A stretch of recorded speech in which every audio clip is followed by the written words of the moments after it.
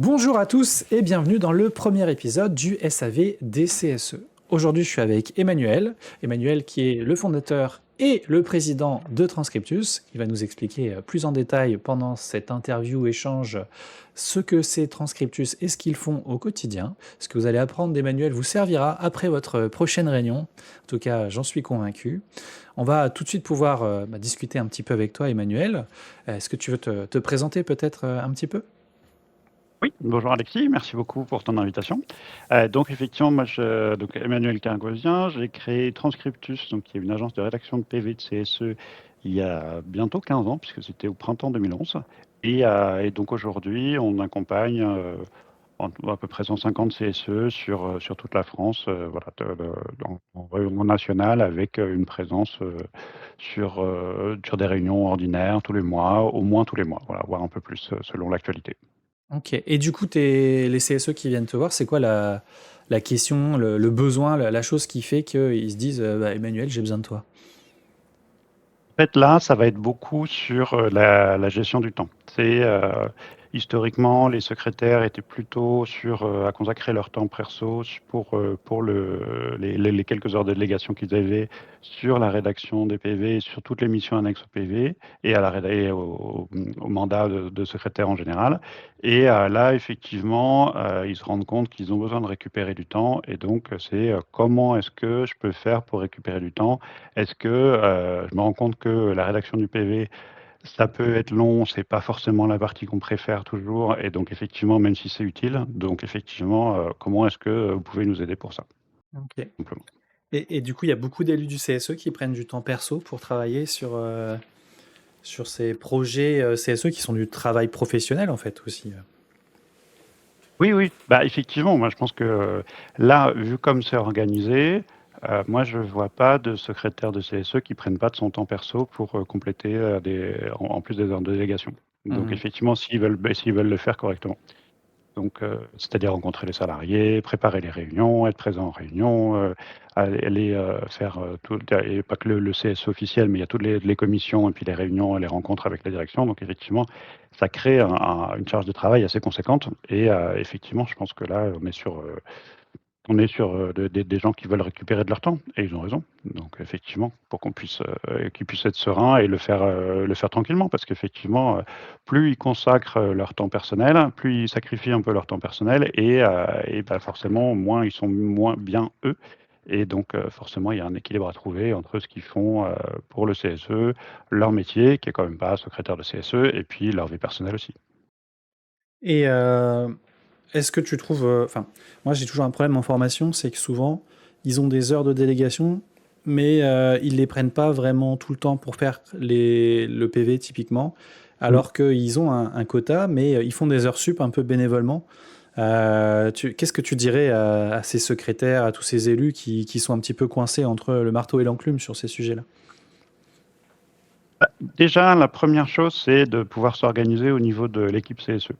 C'est que c'est pas parce qu'il y a une personne qui est secrétaire qu'elle doit absolument tout faire et du coup, ce soit pas forcément, sur lui que tout doit reposer. Après, il faut pouvoir, mutualiser éventuellement les heures de délégation et puis, si effectivement, les heures de délégation suffisent pas, bah, il faut trouver des partenaires ou des personnes qui peuvent faire, soit déléguer au sein du CSE, soit trouver des personnes pour accompagner le CSE, tout simplement. J'ai discuté avec un élu d'un CSE qui m'a partagé une technique que je trouvais intéressante. Il m'expliquait que dans la réunion du CSE, je sais pas s'ils sont 10 par exemple, il y a 10 points, et chacun des 10 points est la responsabilité d'un des élus présents à la réunion, et c'est lui qui va prendre les notes et qui ensuite va rédiger une première version de ce point-là, et ensuite le secrétaire va s'occuper de compiler un petit peu toutes ces infos pour qu'il puisse lui participer aussi au débat pendant la réunion. Tu penses que c'est une bonne pratique, toi? Qu'est-ce que tu dirais de ce fonctionnement? En fait, sur le principe, c'est plutôt bien parce qu'effectivement, ça permet de répartir un peu. C'est toujours compliqué en réunion de se dire: «Bon alors, je parle, je note ce que je suis en train de dire, j'écoute la réponse, je note» et cetera. Donc ça coupe complètement le flux de la discussion. Donc effectivement, de pouvoir se reposer sur un tiers qui prend des notes, pourquoi pas. Après, effectivement, il faut que tout le monde ait la même compréhension des enjeux et la même façon de prendre des notes. Donc ça peut être poser des problèmes d'homogénéité au bout d'un moment si c'est pas repris entièrement par le secrétaire derrière. Et donc finalement, tu te dégages un peu du temps de prise de notes, hein, donc ça c'est déjà bien, mais le temps de rédaction, il disparaît pas complètement. Donc c'est une Mmh. technique, hein, c'est déjà mieux, mais effectivement, je suis pas sûr que ça aille jusqu'au bout. Après, ça dépend du temps que tu as et comment tu veux t'organiser, quoi. OK. Bah, merci, Emmanuel. J'avais, noté aussi comme question, parfois, enfin, le CSE et le métier de rédacteur de PV de CSE, c'est peut-être un petit peu presque mystique pour, les personnes qui sont pas du milieu. Comment est-ce que tu expliquerais un petit peu ce que tu fais et ce que fait Transcriptus au quotidien? Souvent je dis, comme si tu parlais à ton neveu de 4 ans ou, à Mmh, quelqu'un qui connaît pas du tout le monde du travail et le monde du CSE. mmh. Alors, mon filleul a 6 ans effectivement et je pense que même si je lui explique un peu, ça lui passe encore au-dessus. Mais en gros, Mmh. l'idée c'est quoi? C'est que, il y a une réunion et plutôt que de parler un peu dans le vide, on a besoin de savoir ce qui va se passer, ce qu'on s'est dit pour que la fois d'après, on parte pas de zéro et qu'on sache que, telle personne s'est engagée à faire telle chose et cetera. Donc ça, effectivement, c'est facile relativement facile à comprendre. Après, voilà, il y a une partie juridique, et de traçabilité qui est un peu moins accessible pour un enfant de 6 ans. Mais effectivement, l'idée, c'est vraiment de voir, d'arriver à capitaliser et que le temps de réunion soit pas du temps perdu, qu'il faille pas la refaire derrière. Ça, je pense qu'il faut OK. comprendre. Super, merci beaucoup. J'imagine que tu as une vie avant, Transcriptus? Ah oui, oui, oui, effectivement, je suis pas né il y a 15 ans, je confirme. Et du coup, si tu veux nous partager un petit peu ton parcours professionnel et bah, pour voir un petit peu ce qui t'a amené à créer Transcriptus et aujourd'hui à travailler avec les CSE? En fait, assez simplement, bon, je vais pas trop faire ma vie, mais du coup, voilà, j'ai fait des petits jobs étudiants un peu comme tout le monde et j'étais en études d'histoire et puis j'avais, répondu à une annonce qui cherchait, des personnes pour, faire du phoning ou des choses, voilà, qui bon, ça me faisait pas particulièrement rêver, mais bon, voilà, faut bien vivre et puis là, en lisant mon CV, la personne me dit: «Mais tiens, on lance une activité de rédaction de débat, pour aller dans des entreprises. Il faut, comprendre un peu ce qui se passe. Il y a un peu d'actualité sociale, un peu de juridique, un peu d'économie. Est-ce que ça vous intéresse pas davantage?» Je dis: «Bah oui, bien sûr, ça m'intéresse». Et donc effectivement, donc ça c'était en 2008 et du coup, voilà, j'ai eu l'occasion de découvrir un peu ce monde que je connaissais pas bien parce qu'effectivement la première question enfin, il y a énormément de gens qui me disent: «Mais je savais pas que ce métier existait» et je leur en veux pas parce qu'on est quelques milliers en France et qu'effectivement si tu en as pas eu besoin, bah, c'est pas un métier que tu vas forcément connaître. Mais effectivement, moi, ça m'intéressait beaucoup et puis après, on a été, donc l'activité rédaction que j'ai été amené à organiser, a été rachetée et puis, voilà, ça au bout d'un moment, on s'est rendu compte avec le repreneur qu'on n'était pas complètement alignés. Là, du coup, voilà, j'ai eu l'occasion de me lancer et effectivement, j'ai créé en me disant: «Bon, bah, écoute, au pire, ça marche» et puis, bon, bah, 15 ans plus tard, on y est toujours donc ça doit pas marcher si mal que ça. C'est A plutôt cool. priori, Mmh. c'est que ça marche plutôt bien, ouais, tout à fait. Ça va. Mmh. Et ça serait quoi du coup ces valeurs que toi peut-être tu porterais en particulier, chez Transcriptus et qui fait ta différence en fait, peut-être avec, d'autres, prestataires? Bah, en fait, moi, ce qui m'intéresse ce qui m'intéresse à titre personnel, en fait, vraiment dans ce métier-là, en tant que rédacteur, alors maintenant je rédige plus beaucoup parce que du coup, faut que j'organise plus l'activité, mais dans la partie rédaction, ce qui me passionne, c'est vraiment d'aller comprendre un environnement. On a beau s'intéresser au monde de l'entreprise, au management et cetera. Tant qu'on n'a pas mis les pieds dans une entreprise, vraiment pour comprendre comment fonctionne le dialogue social, c'est quoi aujourd'hui le dialogue social en 2026? Qu'est-ce que c'est, le boulot d'un élu du personnel dans le pharma, dans l'industrie, dans les services, dans, le téléphonique, que sais-je encore? Bah, effectivement, ça reste ou dans les collectivités locales, hem voilà, on a une opportunité énorme d'aller régulièrement, tous les mois ou de manière très récurrente, dans la même instance pour effectivement suivre ce qui se passe et donc effectivement être en capacité de restituer ce dialogue et nous, ce qui nous intéresse vraiment, c'est d'aller justement accompagner, nos clients, donc en général plutôt les secrétaires de CSE ou les CSE au sens large, sur, vraiment rendre visibles leurs efforts et le de démêler un peu les enjeux des réunions pour que, on revient là sur, non pas le filleul de 5 ans, de 6 ans, mais du coup plus sur les salariés, que vraiment tout le monde puisse, suivre ce qui se passe dans l'entreprise et que, voilà, on arrive à faire de 2 heures ou de 6 heures de débat, quelque chose de compréhensible, de structuré et qui soit disponible facilement. Donc effectivement après, il y a beaucoup de questions de format, de délai et cetera, mais l'idée c'est ça, c'est vraiment d'arriver à transmettre en respectant la parole de chacun, à ce qui s'est passé en réunion. Donc effectivement et après sur l'identité propre de l'entreprise, moi je viens vraiment des sciences sociales, donc ce qui m'intéresse, c'est d'arriver à restituer, heu, ces échanges, non pas parce que du coup, en bloc contre bloc, mais plus essayer de comprendre, ce qui se passe, les tensions, sous-jacentes et tout ce qu'on peut faire et ce qu'on peut de la manière dont on peut vraiment accompagner nos clients. Mais Donc, tu sais, voilà. la particularité de ton métier, je pense que ça rend jaloux et curieux beaucoup de formateurs. J'ai beaucoup de collègues avec qui je discute et qui me disent: ah, qu'est-ce que j'aimerais bien assister à une réunion, voir comment ça se passe, comprendre un petit peu, Mmh. parce que on n'a pas du tout la même vision. Nous, on est là avant ou après des réunions.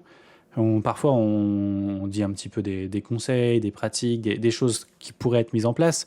Mais en fait, toi, tu vois vraiment dans l'instance comment ça se passe et ce qu'il y a à l'intérieur de la pièce fermée qui est la réunion du Mmh. CSE. Et peut-être que tu as une vision un peu qui démystifie même comment ça se passe une réunion, parce que je pense que les gens qui n'y ont jamais été, ils peuvent peut-être même avoir un peu peur de comment ça se passe, de qu'est-ce qu'on y fait. Qu'est-ce que tu dirais à ces personnes-là? Bah, en fait, c'est intéressant. Alors ce que je dis généralement aux rédacteurs qui nous rejoignent, c'est qu'il y a 3 grandes composantes. Il y a une partie droit du travail. Alors on n'est pas juriste, mais effectivement, c'est quand même mieux si on comprend, ce qui se passe. Là, c'est un peu complexe parce qu'effectivement, il y a la dimension juridique, si on n'y est pas, déjà sensibilisé, il fait un apprentissage. Mais par contre, c'est rentable parce que l'apprentissage, il vaut le code du travail aujourd'hui, il est pareil pour aussi bien les entreprises de pharma que les collectivités locales et cetera.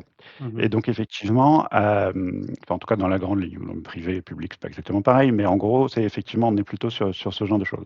Donc il y a une grosse dimension sur le droit du travail. Après, il y a une dimension sur l'activité propre à l'entreprise, donc ça s'invente pas non plus, mais par contre effectivement, voilà, une entreprise qui fait des télécoms, bah, voilà, au fur et à mesure, on acquiert le vocabulaire et cetera. Et puis après, il y a la dernière dimension qui forcément est un peu plus subtile, qui est sur, les enjeux de personnes, les enjeux politiques. Et donc effectivement là, faut arriver à être sensible et à voir que, si, il y a des enjeux très importants. Par exemple, l'exemple que je prenais souvent, c'est, est-ce que le document un tel document a été, en reçu, ou pas, 48 heures à l'avance? Et bon, ça si on vient de l'extérieur, ça peut paraître un peu abstrait, mais en fait, c'est, le respect de la direction par rapport à l'instance et ses prérogatives et comment ça marche et cetera. Donc effectivement, il y a un peu de l'implicite et c'est ça qui est assez intéressant, mais c'est sans doute pas aussi mystérieux et aussi complexe qu'effectivement on peut l'imaginer quand on est dehors, mais effectivement c'est assez passionnant à voir. Du coup, ça me fait penser à des questions et je les note et comme ça je te les pose après. Mmh, Dans la réunion CSE, il y mmh. a tous tes sujets qui sont confidentiels et toi, peut-être que tu portes des valeurs et peut-être qu'il y a des choses qui se disent qui peuvent parfois t'hérisser les poils. Comment tu fais pour garantir à la fois la confidentialité, mais aussi la neutralité, surtout à tes clients, pour pas être un petit peu biaisé? Ben, on a tous un peu des choses qui fait Mmh. qu'on comprend, transforme un peu les avis. Enfin, c'est quoi un peu ta méthode par rapport à ça? Bah, effectivement, là, il y a un des enjeux qui est de, comme tu l'as très bien dit, de respecter la neutralité. C'est aussi pour ça que les secrétaires et ou les directions peuvent faire appel à nous. C'est qu'effectivement, c'est pas toujours facile, notamment dans un PSE, qu'une des 2 parties, prenne de la distance et se dise: «Bon voilà, objectivement, il s'est passé ça dans la réunion». C'est pas forcément évident et après oui, il y a des choses qui peuvent nous faire bouger de nous. Moi, je me rappelle de certaines situations où, voilà, peu importe si c'est la direction ou les élus, mais il y a des situations vraiment, où moi j'étais mal à l'aise en tant que rédacteur, effectivement, et là, et bah, du coup, là, il n'y a pas de solution miracle. En fait, tu prends sur toi, tu te rappelles que tu n'es pas là pour avoir un avis, ni penser quoi que ce soit. Et puis bah, tu avances, quoi. Tu serres les dents et puis tu avances. Donc, effectivement, et puis après, objectivement, voilà, nous, on n'est pas là ni pour prendre parti, ni en tant que conseil, ni quoi que ce soit. Mais justement, pour respecter la neutralité mais de ce qui s'est passé, mais de respect, de restituer objectivement. Mais effectivement, oui, c'est parfois un peu interpellant, effectivement. Oui. Mmh. Tu parlais de situations un peu particulières, notamment des plans social et des plans de sauvegarde de l'emploi. Mm. Il y a un délai standard pour, la rédaction des PV? Oui, il devait être remis à l'inspection du travail sous 72 heures. Donc, effectivement, en général, nous, on les fait sous 48 heures. Ça laisse au client le temps de relire et corriger. Oui, Dans le cas d'un PSE, hein, c'est ça? oui, tout à fait. Oui. OK. Mais et hors PSE? Alors, hors PSE, le CSE, le secrétaire a 10 jours enfin 2 semaines pour le transmettre à l'employeur. Donc OK. effectivement, à partir de là, en général, nous on le propose sous une semaine, ça lui permet de le relire, de le faire circuler une semaine avant, et puis voilà, ça tout le monde a le temps de le relire tranquillement. Donc, c'est quand même des alors, je pense qu'il y a beaucoup de secrétaires CSE qui regarderont peut-être cette vidéo et qui se diront, 2 semaines, c'est chaud, ces 15 jours, je les respecte pas si souvent que ça dans la rédaction des PV. Comment vous faites, en final, pour, réussir à tenir les délais? Parce que même là, dans un cas de PSE, 48 heures, c'est enfin, déjà, tu sors de la C'est réunion court. et il faut que tu rédiges tout ça. Enfin, c'est un travail monstrueux. Ouais, ouais, bah effectivement, oui. Non, mais c'est intéressant comme question parce que effectivement, c'est quand on ne voit pas trop de quoi il s'agit, on dit oui, bon, bah d'accord, alors bon, 2 semaines, ça va. Pour 48 heures, tout le monde commence à comprendre que ça commence à être un peu chaud. Mais Mmh.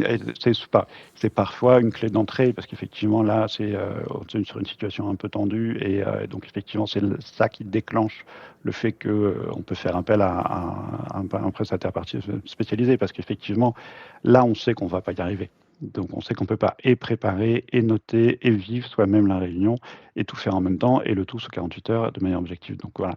Après, nous, enfin, en fait, c'est le jeu, en fait. Hein. Nous, on est vraiment là-dessus.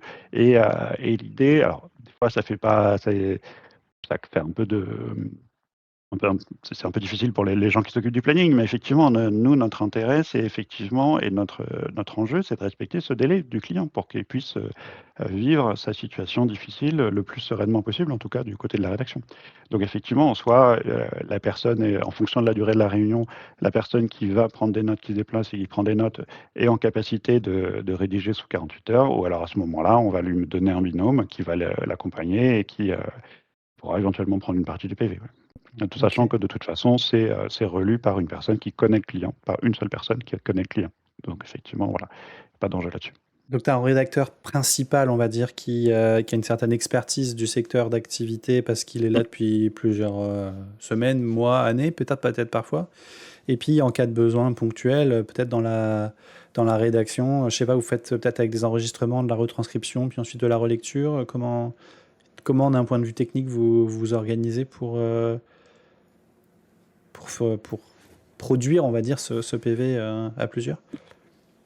En fait, ce qui va se passer, c'est que, déjà sur le fonctionnement, long terme, pour bien comprendre et les enjeux du client par rapport à son activité et l'aspect plus politique dont je t'ai parlé, il faut vraiment connaître et être allé plusieurs fois dans l'entreprise. Donc en fait, nous, ce qui va nous différencier, c'est que vraiment, on est très attentif au fait qu'un même rédacteur ou une rédactrice soit là 80%, 90% du temps, tout au long de l'année chez le client. Pourquoi 80-90? Parce que voilà, on n'est jamais sûr de la congé maladie, etc.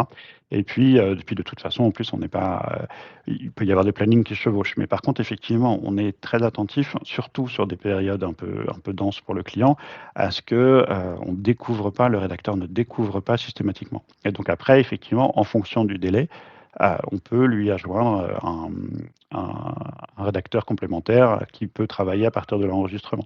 Dans les cas où le client ne souhaite pas qu'on enregistre, là, il n'y a pas de choix, c'est la même personne qui fait tout de A à Z, évidemment. Donc effectivement, par contre, on est sur des formats beaucoup plus courts. puisque sur le sens d'enregistrement, aujourd'hui, on est sur des documents qui qui sont forcément beaucoup plus synthétiques.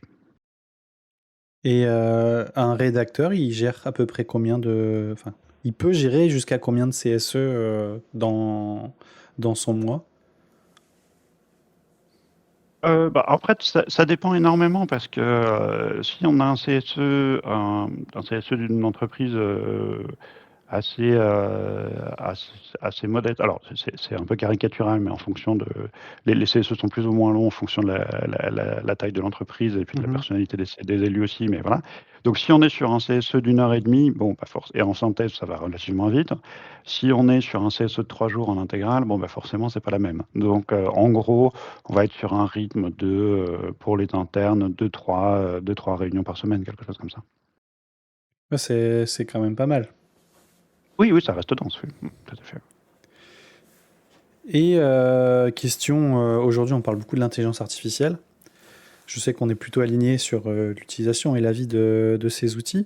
Est-ce que ça va effacer ton métier, cette, technologie? Alors ça, c'est la deuxième question qu'on me pose toujours. La première, c'est: «Je savais pas que ça existait, qu'est-ce comment c'est comme métier?» La deuxième, c'est: «Et l'IA?» Donc l'IA, effectivement, alors c'est un peu comme tous les outils informatiques, la promesse est formidable et puis après, voilà, la réalité est un peu plus complexe. En tout cas, aujourd'hui, la machine n'est pas en capacité d'interpréter, parce qu'elle interprète pas en fait, elle fait un peu de probabilité, donc enfin bon, je laisserai, aux techniciens, mais en gros, il y a pas de compréhension au sens, intelligibilité Mmh. des propos. Donc effectivement, elle fait de l'à peu près et donc l'à peu près qui peut être relativement bon, mais qui reste de l'à peu près et donc effectivement, ça, c'est compliqué. La diarisation, donc l'identification des intervenants est, assez aléatoire aujourd'hui et puis il y a aussi la question de la confidentialité des données, où vont les données une fois que c'est sur des serveurs et cetera. Donc aujourd'hui, c'est pas satisfaisant, ni en termes de rendu, ni en termes de sécurité, ni vraiment, alors aujourd'hui, on a un peu de clients qui sont un peu, qui si ça marche, nous disent: «Bon, bah, voilà, on a essayé, finalement on laisse tomber parce que c'est pas précis, mais le jour où ça marche, bah, du coup, on essaiera quand même parce que pour des raisons d'économie ou autre» et puis de délai aussi et puis il y a au contraire des clients qui commencent à nous dire: «Nous, on veut surtout pas que ce soit de l'IA, c'est une, gabegie écologique», donc effectivement, voilà.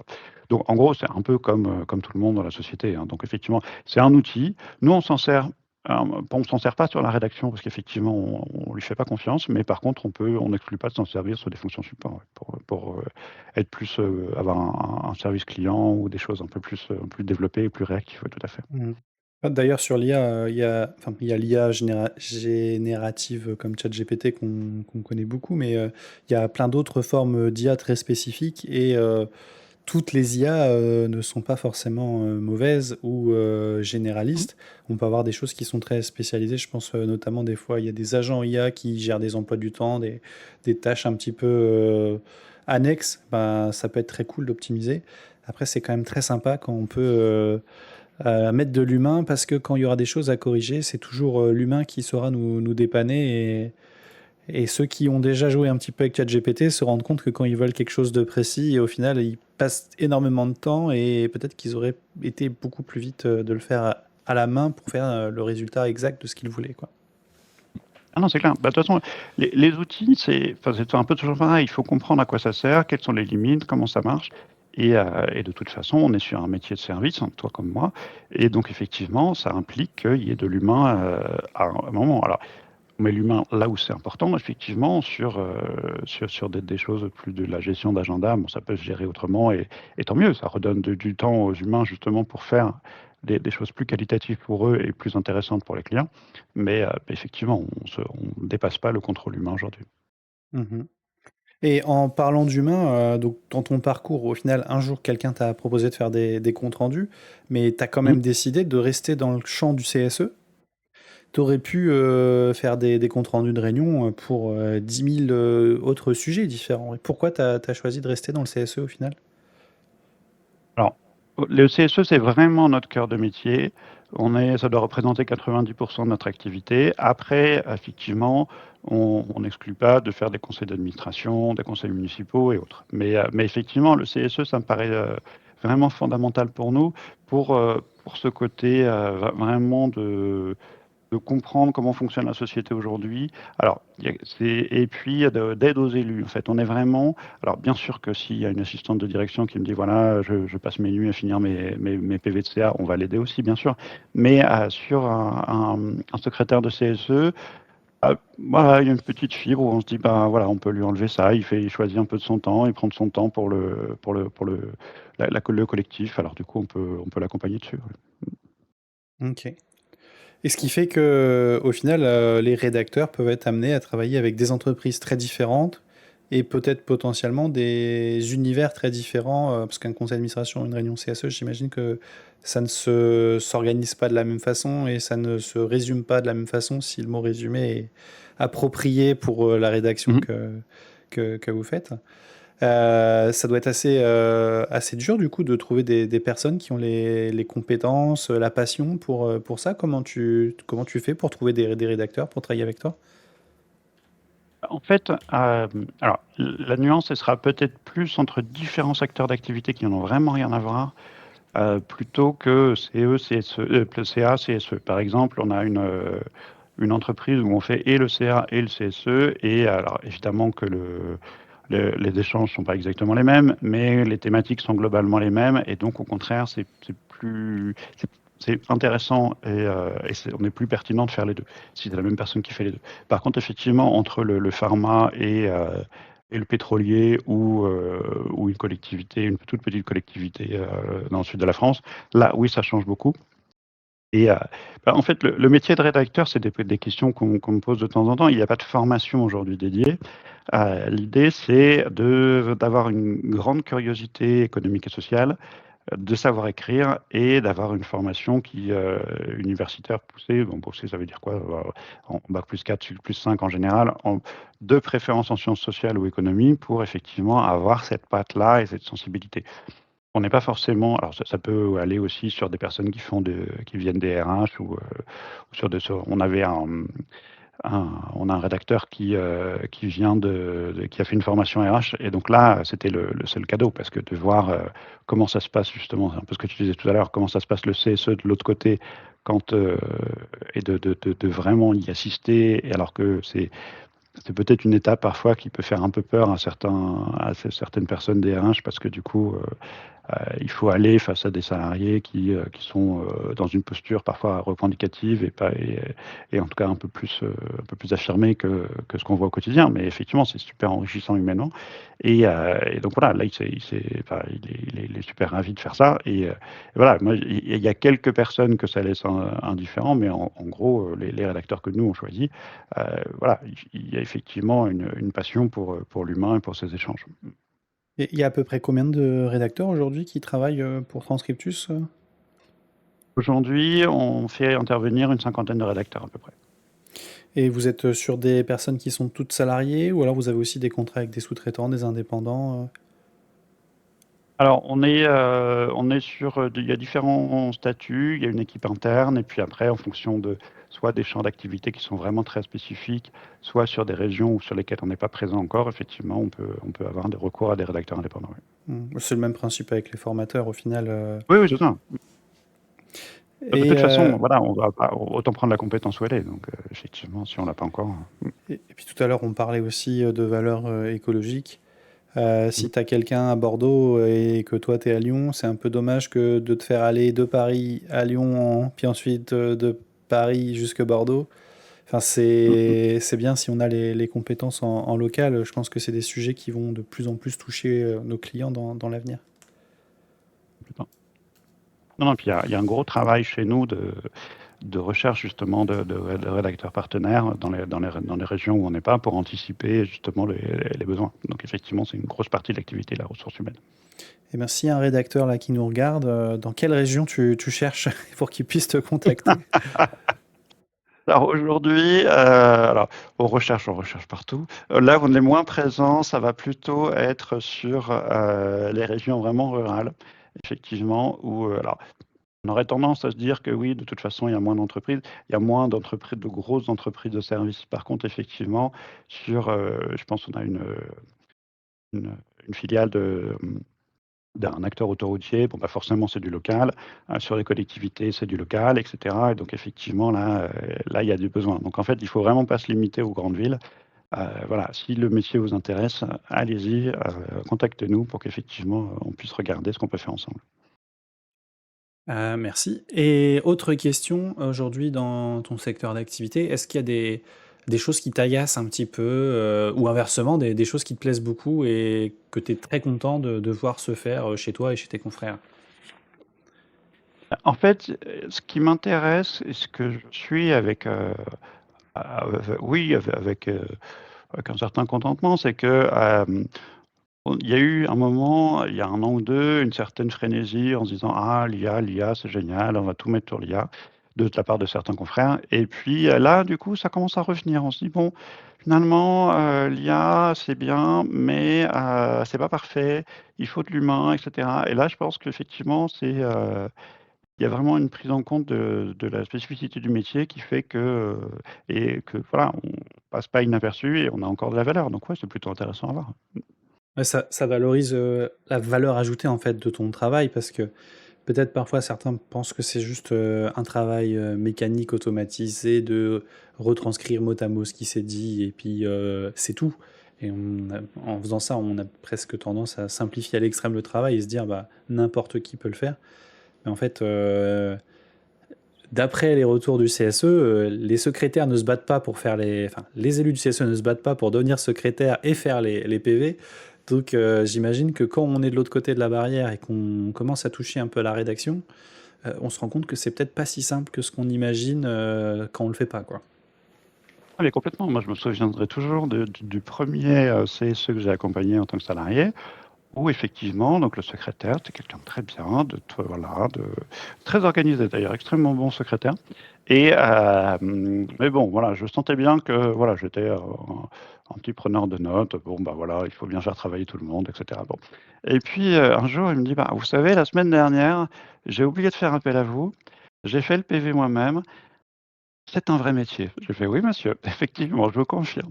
Donc du coup, voilà, effectivement, on parlait pas encore d'IA à ce moment-là, hein, donc du coup, voilà, on était en 2011, 2008 plutôt, donc effectivement, il y avait pas d'IA encore à ce moment-là. Mais effectivement, il y a toujours un peu cette idée que, voilà, on frappe au kilomètre, bon, bah, c'est pas très important, pas très valorisant et cetera. Pour l'avoir fait et vraiment j'invite, chacun, enfin, toutes les personnes qui peuvent être un peu sensibles à ces questions-là, vous prenez juste 5 minutes d'une réunion, d'un échange avec vos collègues, ou peu importe et ou le JT ou n'importe quoi et vous le tapez vous-même, vous allez voir que c'est pas si évident que ça. Donc effectivement, il y a des enjeux et encore, si je prends le JT, c'est évidemment plus organisé parce que la parole est bien organisée, mais une réunion à bâton rompu, de savoir ce qui est important, de restituer avec le vocabulaire qui va bien et cetera, c'est pas si simple que ça. Et est-ce que ça t'est arrivé déjà d'avoir des gens où, tu sens que, ça va pas aller et des missions que vous avez refusé de faire parce que, le client, les valeurs du client, les horaires, les demandes du client Mmh. étaient tellement décalés avec, la réalité que vous avez préféré pas y aller? En fait, alors il y a quelques années, forcément quand tu débutes, tu te dis que le client, voilà, c'est le client et puis il faut bien y aller. Donc effectivement, tu prends des trucs où tu pas forcément en confiance et il y a des relations par contre que j'ai arrêtées puisqu'effectivement on avait, un, un client qui était assez désagréable dans sa façon de communiquer alors qu'on n'était pas en tort, mais, on avait l'impression systématiquement d'être en tort quoi qu'il arrive. Et donc effectivement, là, tu te dis: «Non, mais c'est pas possible, en fait». Donc du coup, c'est et ben, tu te débrouilles pour respecter tout ce qu'ils te demandent, tous les trucs et là, tu te dis: «Tu seras toujours en tort». Donc il y a un moment où effectivement on arrête ce genre de relation. Là, je les vois venir un peu plus et je les cadre. Plutôt que de les éviter, par principe, je dis: «Bon, ben, voilà, moi je veux bien travailler avec vous, il y a pas de problème, mais par contre, le cadre, ce sera comme ci, comme ça. Est-ce qu'on est d'accord? Oui, non». Et effectivement, ça permet d'éviter beaucoup de choses derrière. Mmh. Ça veut pas dire Et que de leur côté, ils acceptent tout, mais au moins c'est clair. ouais, au moins, tu as donné un petit peu le mode de fonctionnement qui te va à toi et ce que tu acceptes et ce que tu acceptes pas, quoi. Complètement. Euh, J'avais d'autres questions à te poser. Le temps passe, on va essayer de gérer ça de la meilleure façon possible. Mmh. Si tu as un nouvel élu du CSE qui doit faire son premier PV, si tu Mmh. avais trois conseils pratiques pour l'aider à organiser ça, qu'est-ce que tu lui dirais? En fait, l'idée, c'est que c'est un tout et donc le PV, il reflète la réunion. Donc effectivement, il faut qu'ils se remettent dans le principe général et qu'ils soient attentifs à, d'abord l'ordre du jour, qu'il y ait un ordre du jour clair et défini et partagé avec la mention de la rubrique questions diverses qui permet de mettre des choses dedans. Après qu'on s'écoute dans la réunion, parce qu'effectivement, ça va quand même être d'abord, c'est plus agréable et puis après, ça va être plus pratique. Et effectivement d'essayer de répartir la prise de notes au maximum, un peu comme tu disais, entre les différents élus ou vraiment de trouver une organisation qui ou d'enregistrer pour qu'effectivement il n'y ait pas que le secrétaire ou en tout cas une seule personne qui soit en charge du PV. Et après effectivement, si les conditions préalables sont posées correctement, c'est déjà beaucoup plus pratique de rédiger le PV après. Et après, surtout, il faut se poser la question de à qui s'adresse le PV, qu'est-ce qu'on veut faire en vrai. Alors bien sûr, ça s'adresse aux salariés, mais le Code du travail ne dit pas quel est le format du PV. Est-ce que c'est un mot à mot, Monsieur Dupont, de point, je pense que là, là, là, ou est-ce que c'est quelque chose de très synthétique? Bah, ça, c'est laissé au jugement du secrétaire. Donc effectivement, il y a un arbitrage à trouver entre l'exhaustivité et qui va être plutôt attendue du côté des élus pour qu'effectivement les prises de parole de chaque OS soient représentées, et puis l'efficacité d'une transmission rapide et simple d'une information aux salariés. Donc effectivement, voilà. Nous, ce qu'on préconise, c'est de faire un peu des deux, c'est-à-dire qu'on ait un PV propre, officiel, qui soit effectivement disponible et affiché pour tout le monde, mais qui reprenne l'essentiel des propos. Et puis, un format plutôt flash qui permet de communiquer rapidement. En plus, ça n'a pas besoin d'être approuvé, donc ça peut aller plus vite dans les jours qui suivent. Voilà, ça peut être pas mal d'avoir une information. Ok, donc si j'ai bien noté, c'est travailler votre ordre du jour. N'oubliez pas les questions diverses pour ajouter des sujets qui seront peut-être pas traités, mais en tout cas, ça permet d'ouvrir le débat sur ça. S'écouter et écouter la réunion et réfléchir à l'objectif du PV et le type de PV qu'on veut. J'ai bien C'est noté ça, les trois axes. c'est ça, Ok, exactement. merci beaucoup. Est-ce que dans vos façons de faire les PV, là tu nous as dit un petit peu ce système mixte où on fait un truc plutôt poussé, presque en verbatim pour le PV officiel et des versions flash de communication, méthode que Mhm. je trouve très intéressante et que je pousse aussi en formation d'ailleurs, donc c'est chouette. Est-ce que vous sentez une certaine évolution dans vos façons de faire les PV avec le temps? Alors, il y a deux sens à cette question. Ça peut être il y a 10 ans et aujourd'hui, ou ça peut être la première réunion avec un CSE et la 10e ou 20e réunion avec le même CSE. De notre côté à nous, des rédacteurs. Du côté rédacteur, ouais, tout à fait. Parce que du coup, c'est un peu la même chose qui va se passer côté élu du CSE, et c'est ça qui est Mm. intéressant à voir. Mm. Bah, en fait, tendanciellement, ce que je vois, c'est qu'il y avait historiquement une demande de plutôt d'exhaustivité. Et qui est en train de passer à la synthèse parce qu'effectivement, alors sans forcément être du flash, mais effectivement quelque chose de plus court et qui sera plus lu. Il y a davantage d'intérêt sur, enfin de volonté en tout cas de rendre visible l'action du CSE et donc lisible le PV. Donc quelque chose de potentiellement plus court, en tout cas disponible plus rapidement. Et après, quand on suit une instance au fur et à mesure, non, il n'y a pas forcément de schéma. En fait, ça dépend vraiment de l'actualité de l'entreprise. Effectivement, après, nous, ça se passe on sait que nous, de notre côté rédacteur, ça se passe beaucoup mieux parce que comme je t'avais dit, comme on a une personne qui suit l'instance de réunion en réunion, bah, voilà, il la connaît bien, il voit comment ça fonctionne et il y a beaucoup plus d'aisance de notre côté et puis si ça permet quand même d'apaiser les débats, effectivement. Non, je reviens sur ce que je t'ai dit. C'est vrai que, la première fois où on intervient dans une entreprise, il peut y avoir un peu de méfiance ou curiosité, oui, un peu de méfiance de la part soit de la direction, soit des OS minoritaires, parce que du coup, on est suspecté d'être le bras armé du secrétaire. Et puis finalement, au bout de quelques séances, tout le monde se rend compte que déjà c'est utile et c'est neutre et c'est objectif. Et donc voilà, on a vraiment une valeur ajoutée pour le fonctionnement. Donc ça peut permettre d'apaiser, ça décrispe aussi le moment de l'approbation du PV. Donc effectivement, ça favorise quand même voilà, l'apaisement du dialogue social. À ton avis, qu'est-ce que les élus ont besoin d'apprendre à faire dans les 6 premiers mois de leur mandat quand ils gèrent, quand ils mettent en place leur CSE pour structurer un peu tout ça? Alors, il faut se former d'abord. Non, blague à part, effectivement, Non, il y mais moi, ça me a va comme réponse. le code, le code de travail prévoit un certain nombre de choses et de procédures et d'organisations. Alors, ça peut paraître un peu lourd parfois, mais effectivement, c'est toujours intéressant de bien comprendre comment ça fonctionne, à quoi ça sert, pour vraiment être en possession de son rôle et pas parfois, on a des membres, que ce soit de la direction ou d'autres OS qui ont un peu plus de bouteilles, qui ont envie de donner leur rythme. Il faut vraiment que le nouvel élu soit en capacité de se dire non, je maîtrise suffisamment mon dossier pour qu'effectivement je puisse le faire et tenir mon CSE. Une chose importante, c'est de tenir aussi son CSE.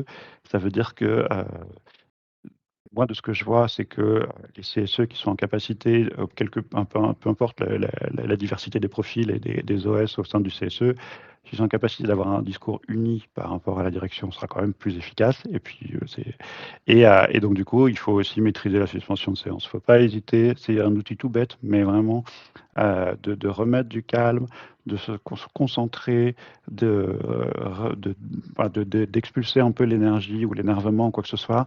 La suspension de séance, je pense que c'est insuffisamment utilisé par les nouveaux élus. Et c'est quelque chose de tout bête, mais qui permet de se recentrer, de se rappeler, effectivement, de donner de la lisibilité et de faire que le moment soit moins désagréable s'il doit être désagréable. Donc apprenez à déclencher des suspensions de séance quand vous sentez que ça monte dans les tours et qu'on est plus C'est ça. productif et plus neutre, quoi. C'est ça, exactement. Et du coup, c'est vrai que ça fait un peu bizarre de dire à l'employeur ou à son représentant, bon, moi j'ai besoin de faire une pause, mais voilà, comme on le fait, ou peut-être pas suffisamment, mais comme on devrait être en capacité de le faire pour soi, il faut le faire pour le CSE aussi. Donc effectivement, c'est important. Bah, tu vois, je fais du basket et j'ai un collègue de basket. Parfois, il monte en pression, et du coup, il sort. Il sort du terrain. Il Mm. souffle 30 secondes et il revient et c'est redescendu. Et au début, ça fait un peu bizarre, mais en fait, c'est super intelligent de fonctionner comme ça parce que Ah, c'est ça. bah, il vaut mieux faire ça plutôt que de crier sur quelqu'un ou de taper quelqu'un même. Mm, mm. Enfin, des fois, il y a des réactions violentes qui peuvent avoir lieu. Donc, non, Non, c'est super important. Et déjà pour soi, et en plus, ça donne une idée de maîtrise, une image de maîtrise et d'efficacité qui est pas négligeable, qui peut jouer aussi. Hmm. C'est très très intéressant. Bah écoute, on va arriver à la fin de notre échange. Est-ce que tu as un dernier truc que tu voudrais partager aux élus du CSE avant qu'on fasse un petit peu le point sur Transcriptus? Où est-ce qu'on peut te Mm. retrouver? Où est-ce qu'on peut suivre vos actus, tout ça? Je pense on a déjà évoqué pas mal de choses. Vraiment, pour le PV, prestataire ou pas, demandez-vous à quoi il sert et à qui il sert. Parce qu'il y a beaucoup de secrétaires qui me disent bon bah on veut un PV quoi. Et ben non, un PV c'est pas un truc sur une étagère, ça sert à quelque chose. C'est d'assigner à quelqu'un, ça a une finalité. Alors bien sûr qu'il y a des enjeux juridiques derrière, mais voilà, si vous voulez qu'il soit lu et qu'il reflète la qualité de votre travail, bah, voilà, posez-vous des questions ou sinon contactez quelqu'un qui vous les posera. J'ai une question. Je Oui, sais pas si dis-moi. tu auras la réponse. Ah. Tu sais, aujourd'hui, on parle beaucoup de temporalité et de date d'expiration des choses qu'on crée. Donc, par exemple, tu crées un post LinkedIn, bah, tu sais qu'il a quelques jours, quelques heures, quelques semaines, dans le meilleur des cas, avant d'expirer. Les PV, eux, ils ont une durée de vie qui est beaucoup plus longue. Oui, je suis pas sûr qu'il y ait une expiration. D'après, en tout cas, mes recherches sur le sujet, j'ai pas trouvé de Mmh. date d'expiration. Mais ma question, c'était dans l'utilisation des PV, dans ce que tu vois dans les entreprises, Les élus relisent-ils les anciens PV et jusque quand ont-ils relu les anciens PV? Ah, ça dépend vraiment des cultures, en fait, des générations des générations d'élus. S'il y a une grande, par exemple, dans certains opérateurs téléphoniques historiques, il y a une culture syndicale énorme avec une vraie formation en interne, et le fait qu'effectivement, et donc là, il peut y avoir quelqu'un qui se dit: «Ah, mais on en a déjà parlé il y a 4 ans, il y a 5 ans, il y a 10 ans, etc.» Et on ressort le truc. Ça, effectivement, c'est effectivement il y a pas de limite dessus. Par contre, sur, les nouveaux, et c'est pas du tout de leur faire, mais sur des élus plus jeunes, sur, des entreprises, plus récentes, il y a pas forcément cette culture-là de stocker, d'archiver, de s'organiser, et donc, soit on a effectivement la possibilité d'avoir quelqu'un qui va faire ce travail de recherche, soit on peut éventuellement solliciter le prestataire pour effectivement rechercher. Ça nous arrive parfois, hein, qu'on nous demande de rechercher, si on n'a pas déjà parlé du télétravail ou d'autres choses. Donc voilà, ça arrive. OK. Un outil que je conseille d'utiliser aux élus, c'est de faire un plan d'action et de suivre dans votre plan d'action les décisions qui sont prises dans les réunions du CSE.